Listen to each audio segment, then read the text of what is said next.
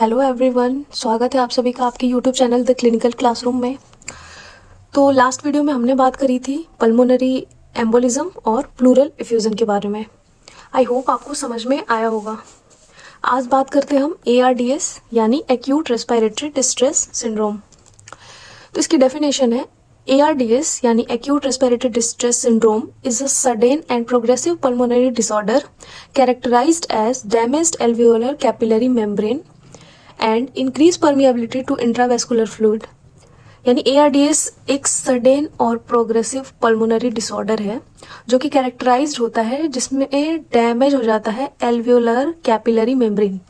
जो लंग्स में एल्वियोलाई होता है उनमें जो कैपिलरी की जो मेम्ब्रेन होती है वो डैमेज हो जाती है और उसकी जो क्या होती है परमिएबिलिटी इंक्रीज हो जाती है। अब परमिएबिलिटी इंक्रीज होने से क्या होता है कि जो इंट्रावेस्कुलर फ्लूइड है, इंट्रावेस्कुलर यानी जो वेसल्स के अंदर, ब्लड वेसल्स के अंदर जो फ्लूइड है वो उसके लिए ये परमिएबल हो जाती है और जो फ्लूइड है वो वहां से लीक आउट होने लगता है और एक्यूमुलेट होने लगता है एल्वियोलाई में। ठीक है, जैसे ये अपना एल्वियोलाई हुआ तो जो नॉर्मल इसकी परमिएबिलिटी होती है वो इसमें फ्लूइड पास नहीं करता। परमिएबिलिटी इसकी इतनी नहीं होती है कि इंट्रावेस्कुलर फ्लूइड यहाँ लीक कर जाए। पर ARDS में क्या होता है कि इसमें डैमेज हो जाता है एल्वियोलर कैपिलरी। ठीक है, कैपिलरी की मेम्ब्रेन डैमेज हो जाएगी ये, तो इसकी परमिएबिलिटी चेंज हो जाएगी और जो इंट्रावेस्कुलर फ्लूइड है जो इसको ब्लड सप्लाई कर रहे हैं वो यहाँ से फ्लूइड, इंट्रावेस्कुलर जो फ्लूइड है वो लीक करेगा एल्वियोलाई में और यहाँ क्या हो जाएगा, एल्वियोलाई में फ्लूइड का एक्यूमुलेशन हो जाएगा। ठीक है, which result in severe dyspnoea, hypoxaemia and diffuse pulmonary infiltrate. तो इसकी वजह से क्या होगा, जो फ्लूइड फिल हो जाएगा एल्वियोलाई में तो उसकी वजह से सीवियर डिस्निया देखने मिलेगा, पेशेंट को बहुत ही ज़्यादा ब्रीदिंग डिफिकल्टी होगी। हाइपोक्सीमिया होगा, एयर एक्सचेंज हमारा ऑब्स्ट्रक्ट हो गया, एल्वियोलाई के थ्रू ही तो एयर का एक्सचेंज होता है, तो अब एयर जो यहाँ ब्लड वेसल था उनमें नहीं जा पाएगा तो ब्लड में ऑक्सीजन की कमी यानी हाइपोक्सीमिया होने लगेगी। एंड डिफ्यूज पल्मोनरी इनफिल्ट्रेट, और जो पल्मोनरी है उसमें डिफ्यूज हो जाएगा ये इनफिल्ट्रेट, जो फ्लूइड है वो पूरा फिल्टर हो जाएगा इसमें। इटियोलॉजी की चलिए बात करते हैं कि इटियोलॉजी और रिस्क फैक्टर क्या है इसके। तो the most common cause is sepsis, sepsis यानी इन्फेक्शन। तो ARDS का जो मोस्ट कॉमन है रिस्क फैक्टर वो है सेप्सिस। इसमें देखते हैं हम ARDS दो तरीके से होता है, डायरेक्ट पल्मोनरी ट्रोमा या इनडायरेक्ट पल्मोनरी ट्रोमा। तो डायरेक्ट पल्मोनरी ट्रोमा में क्या होता है कि इसमें पल्मोनरी यानी लंग्स को ट्रॉमा हो जाता है, लंग्स में ट्रॉमा हो जाता है डायरेक्ट, और इनडायरेक्ट में इनडायरेक्टली वो पल्मोनरी ट्रॉमा कॉज होता है। इसमें होता है कि एस्पायरेशन ऑफ गैस्ट्रिक कंटेंट। अगर जैसे ये हमारा फूड पाइप हुआ, ये स्टमक हुआ, ठीक है, तो जो गैस्ट्रिक कंटेंट है यहाँ वो ऊपर की तरह एस्पायर हो जाए, माउथ में आ जाए, ठीक है, लंग्स में आ जाए। वो ईसोफेगस होता है, ईसोफेगस के जस्ट आगे एंटेरियरली थोरैक्स होता है। तो क्या होगा कि जो गैस्ट्रिक कंटेंट है वो फेरिंक्स से ट्रैकिया में आ जाए, तो इस वजह से हो सकता है ARDS, aspiration of gastric content. दूसरा आता है viral, bacterial, fungal pneumonia, pneumonia हो सकता है। निमोनिया में भी हमने बात करी थी कि जो एल्वियोलर स्पेस है उनमें फ्लूइड बिल्ड हो जाता है, तो वायरल कॉज हो सकते हैं उसके, बैक्टीरियल या फंगल कॉज हो सकते हैं। चेस्ट ट्रॉमा हो सकता है, कोई चेस्ट की इंजरी हो जाए, ट्रॉमा हो जाए, चोट वगैरह लग जाए या RTA हो जाए, ठीक है। लंग कंट्यूजन हो सकता है। अब किसी ट्रॉमा की वजह से जो आपने ब्रूजिंग देखी होगी, ब्रूजिंग यानी ऐसा कहते हैं ना, कहीं अगर चोट लग जाए तो लोकल ऐसे हम अपनी भाषा में बोलते हैं कि नीला पड़ जाता है वो एरिया, और कहीं कहीं वो रेड सा हो जाता है, ठीक है, तो उसे कंट्यूजन बोलते हैं। तो किसी ट्रॉमा की वजह से लंग कंट्यूजन हो जाना ये एक डायरेक्ट ARDS का कॉज है। इम्बोलाई, इम्बोलाई हमने बात करी थी, कोई भी फैट का या एयर या थ्रोम्बस किसी चीज का एक एम्बोलस ऑब्स्ट्रक्ट कर सकता है, तो एम्बोलाई की वजह से पल्मोनरी ट्रॉमा हो सकता है, ARDS हो सकता है, ठीक है।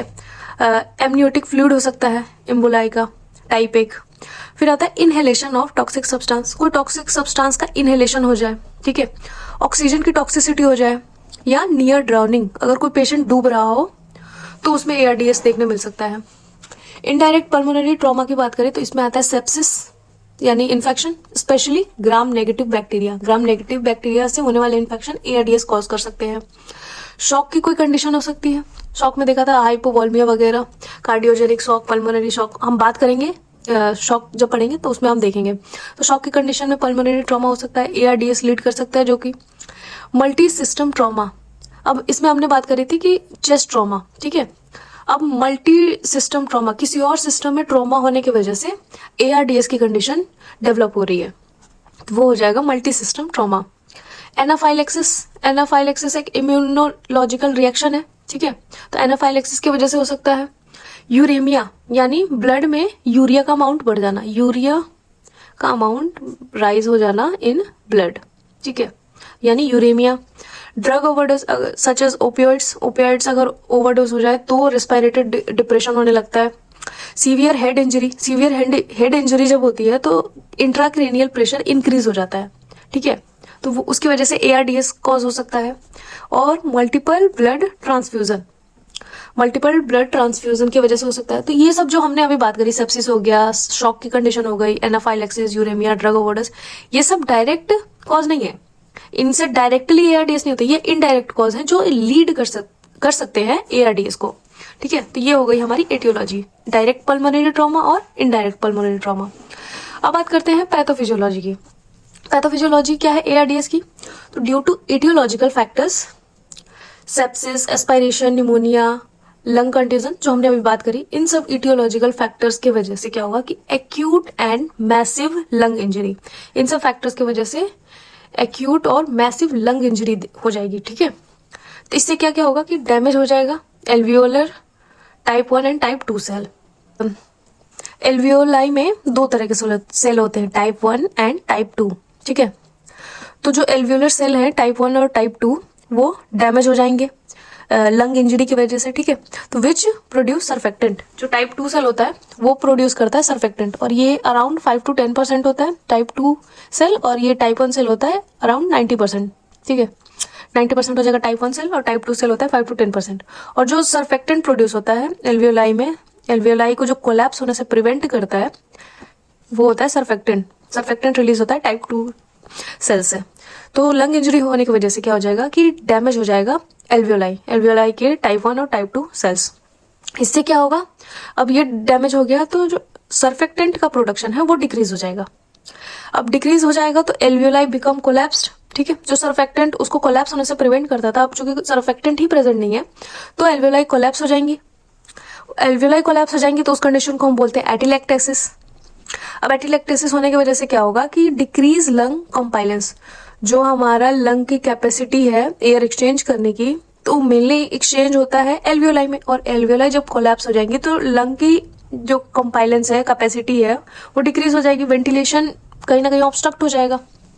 तो ये क्या करेगा, इम्पेयर्ड गैस एक्सचेंज। अब एल्वियोलाई कोलैप्स हो गई तो गैस एक्सचेंज इम्पेयर्ड हो गया। ये पल्मोनरी हाइपरटेंशन कॉज कर सकता है, which will ultimately lead to ARDS, acute respiratory distress syndrome. नाम से क्लियर है, एक्यूट, ठीक है, शॉर्ट टर्म में जो डेवलप हो जाए। रेस्पिरेटरी से रिलेटेड है। डिस्ट्रेस यानी डिफिकल्टी। सिंड्रोम, सिंड्रोम मतलब कलेक्शन ऑफ सिम्टम्स, इसमें एक सिम्टम नहीं मल्टीपल सिम्टम्स देखने मिलते हैं। और इसी में बात करें जो एक्यूट और मैसिव लंग इंजरी होंगी, जो भी इटियोलॉजिकल फैक्टर्स हमने पढ़ी थी उनकी वजह से, तो जो वैसो एक्टिव सब्सटेंस है वो रिलीज होंगे। कोई भी इंजरी होती है तो वहाँ वैसो एक्टिव सब्सटेंसेस मेनली देखने को मिलते हैं जो कि इन्फ्लामेटरी मेडिएटर्स होते हैं। तो इसमें क्या होगा कि ये इंक्रीज करेंगे एल्वियोलाई के कैपिलरी परमिएबिलिटी। जो एल्वियोलाई है हमारा, उसकी जो परमिएबिलिटी है उसको इंक्रीज कर देंगे, तब कैपिलरी की परमिएबिलिटी इंक्रीज हो जाएगी। तो फ्लूइड और प्रोटीन क्या करेंगे कि ये मूव करेंगे इंटरस्टिशियल स्पेस से एल्वियोलाई के अंदर। जब नॉर्मली इसकी परमिएबिलिटी नॉर्मल थी तो फ्लूइड पास नहीं कर रहा था, पर अब जब वैसो एक्टिव सब्सटेंस रिलीज हो गए तो वो इसकी जो एल्वियोलाई की परमिएबिलिटी है उसको बढ़ा देते हैं। तो जो सराउंडिंग ब्लड वेसल्स हैं उनमें से फ्लूइड और प्रोटीन वगैरह लीक आउट होके एक्यूमुलेट होने लगता है एल्वियोलाई के अंदर। तो इससे क्या होगा कि इंटरस्टिशियल और एल्वियोलर एडिमा होने लगेगा। तो एडिमा की वजह से फिर वही इम्पेयर्ड गैस एक्सचेंज और pulmonary hypertension, which will ultimately lead to ARDS। ये हो गई पैथोफिजियोलॉजी ARDS की।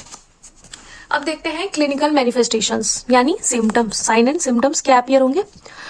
यूजुअली इसका ऑनसेट होता है इंसीडियस। इंसीडियस का मतलब होता है कि अंदर ही अंदर बीमारी तो हो रही है हमें, पर उसके साइन एंड सिम्टम्स अपीयर नहीं होते, वो दिखता नहीं है। तो इंसीडियस होगा इसका ऑनसेट, ये स्टार्ट होगा इंसीडियस, अंदर ही अंदर से बिना सिम्टम शो किए। और इनिशियल स्टेज में हमें क्या मिलेगा, dyspnea, difficulty in breathing, tachypnea increase heart rate, cough and restlessness, बेचैनी, ठीक है। एज सिम्टम वर्सन, जैसे जैसे सिम्टम्स और सीवियर होते जाएंगी वैसे वैसे पेशेंट में हमें लेबर्ड ब्रीदिंग देखने मिलेगी। पेशेंट को बहुत ही ज़्यादा ब्रीदिंग डिफिकल्टी हो रही है, वो अपने एक्सेसरी मसल्स को यूज़ कर रहा है ब्रीद करने में। टैकीपीनिया एंड टैकीकार्डिया, यहाँ मैंने टैकीपीनिया को इंक्रीज हार्ट रेट बोल दिया। टैकीपीनिया का मतलब होता है इंक्रीज ब्रीदिंग रेट, ठीक है, increase breathing rate and increase heart rate, tachycardia. Intercostal and suprasternal retraction, तो जो इंटरकोस्टल मसल्स हैं और जो सुप्रास्टर्नल है उनका रिट्रैक्शन हो जाएगा, अंदर की तरफ वो सिकुड़ जाएंगी। एंड हाइपोक्सीमिया एंड साइनोसिस देखने मिलेगा। एल्वियोलाई कोलैप्स्ड हो गई तो एयरवे का वेंटिलेशन जो है वो ऑब्स्ट्रक्ट हो गया, तो इसके वजह से ब्लड में ऑक्सीजन की कमी देखने मिली। अब ऑक्सीजन की कमी की वजह से साइनोसिस अपीयर होने लगेगा, ब्लूइश डिस्कलरेशन लिप्स पे, जो नेल बेड्स होते हैं उन पे, ठीक है। डायाफोरेसिस एंड पैलर, डायाफोरेसिस होता है एक्सेसिव स्वेटिंग देखने मिलेगा, और पैलर ऐसे नॉर्मली जो स्किन कलर होता है वो पिंकिश होता है, तो वो पेल कलर अपीयर होगा इंडिविजुअल, ठीक है। और अल्टर्ड सेंसरियम यानी अल्टर्ड कॉन्शियसनेस, ऑक्सीजन ब्रेन तक नहीं पहुंच पाएगा तो उसके वजह से कॉन्शियसनेस अल्टर्ड होने लगेगी। ये क्लिनिकल मैनिफेस्टेशंस यानी सिम्टम्स हमें देखने मिलेगा ARDS में। अब डायग्नोसिस की बात करें कि क्या क्या मेडिकल डायग्नोसिस होता है इसमें, तो पहले तो हम कंप्लीट हेल्थ हिस्ट्री लेंगे पेशेंट की, उसकी medical history, surgical history, past present सारी हिस्ट्री लेंगे। फिजिकल एग्जामिनेशन करेंगे, हम चेस्ट अस्कल्टेशन करेंगे तो हमें रिवील होगा, पता चलेगा कि डिफ्यूज क्रैकल्स एंड रोंचाई, तो अस्कल्टेशन पे हमें क्रैकल साउंड सुनाई देंगे और रोंचाई सुनाई देगा। पल्मोनरी फंक्शन टेस्ट करेंगे तो इसमें हमें मिलेगा डिक्रीज लंग वॉल्यूम, जो लंग्स की वॉल्यूम है, कैपेसिटी होती है नॉर्मल रेंज, वो डिक्रीज हो जाएगा। डिक्रीज फंक्शनल रेसिडुअल कैपेसिटी, जो फंक्शनल रेसिडुअल कैपेसिटी है वो कम हो जाएगा। चेस्ट एक्सरे करेंगे और एबीजी एनालिसिस करेंगे, तो इससे हमें डायग्नोसिस हो जाएगा पेशेंट का। कॉम्प्लिकेशन की बात करें तो अगर हमने डिजीज को उसके अर्लियर फेज में ट्रीट नहीं किया तो क्या क्या कॉम्प्लिकेशन हमें देखने मिलेंगी। तो कॉम्प्लिकेशन में develop as progression of ARDS and prolonged hospitalisation, जैसे जैसे ARDS का प्रोग्रेशन होगा वैसे वैसे कॉम्प्लिकेशंस बढ़ती जाएंगी। Most common cause of death associated with ARDS is multi organ dysfunction syndrome, MODS, multi organ dysfunction syndrome. ARDS की वजह से क्या होगा कि और भी जो बाकी सिस्टम्स हैं हमारे बॉडी के, और भी जो ऑर्गन सिस्टम्स हैं वो फेल होने लगेंगी अल्टीमेटली। ऑक्सीजन की कमी हो जाएगी, ब्रेन को सप्लाई कम मिलेगी ऑक्सीजन की, तो कॉन्शियसनेस अल्टर्ड हो जाएगा। पल्मोनरी एडिमा की वजह से हमें हाइपरटेंशन वगैरह देखने मिलेगा, तो जो ब्लड सप्लाई है बाकी ऑर्गन्स को वो कहीं ना कहीं अल्टर्ड हो जाएगा, तो जो ऑर्गन सिस्टम है हमारे बॉडी के वो धीरे धीरे फेलियर होने लगेंगे, ठीक है। तो इसका मोस्ट कॉमन कॉज हो जाएगा डेथ एसोसिएटेड विद ARDS का multi organ dysfunction syndrome. Sepsis हो जाएगा, बैक्टीरियमिया यानी ब्लड में बैक्टीरियल इन्फेक्शन हो जाएगा, सेप्सिस। रिस्पायरेटरी कॉम्प्लिकेशन, रिस्पायरेटरी और कॉम्प्लिकेशन हमें क्या देखने मिलेगा, न्यूमोथोरैक्स, न्यूमो यानी एयर, न्यूमो का मतलब होता है एयर और थोरैक्स का मतलब होता है थोरासिक कैविटी, तो जो थोरैक्स में एयर फिल हो जाएगा, ठीक है, उसे बोलते हैं न्यूमोथोरैक्स। इम्बोलाई हमने बात करी थी, वो फैट, एयर, थ्रोम्बोस कुछ भी हो सकता है, वो ऑब्स्ट्रक्ट कर सकता है, रिस्पायरेटरी कॉम्प्लिकेशन में आएगा। फिर आता है फाइब्रोसिस, VAP। GIT कॉम्प्लिकेशन की बात करें, गैस्ट्रो इंटेस्टिनल ट्रैक्ट कॉम्प्लिकेशन, तो इसमें पैरालिटिक इलियस हो जाएगा, ब्लड सप्लाई कम होगी तो शॉक की कंडीशन जब जनरेट हो रही है तो पैरालिटिक इलियस देखने मिलेगा, जो बॉयल साउंड वगैरह है वो सब कम हो जाएंगे। स्ट्रेस अल्सरेशन हो जाएगा, स्ट्रेस में जब होते हैं तो HCl का प्रोडक्शन इंक्रीज हो जाएगा, तो ये अल्सरेशन कॉज करेगा। फिर हैमरेज हो सकता है, इंटरनल ब्लीडिंग देखने मिल सकती है। अगर रीनल फेलियर होता है तो इरिथ्रोपोइटिन हार्मोन कम बनेगा, तो इसमें जो ब्लड क्लॉटिंग फैक्टर है वो कम बनेंगे तो वो हैमरेज हो सकता है, इंटरनल ब्लीडिंग हो जाएगा। ARF यानी एक्यूट रीनल फेलियर, कार्डियक डिसरिथमिया देखने मिल सकता है, और एनीमिया एंड थ्रोम्बोसाइटोपिनिया। एनीमिया मतलब लो RBC या low haemoglobin content, iron content.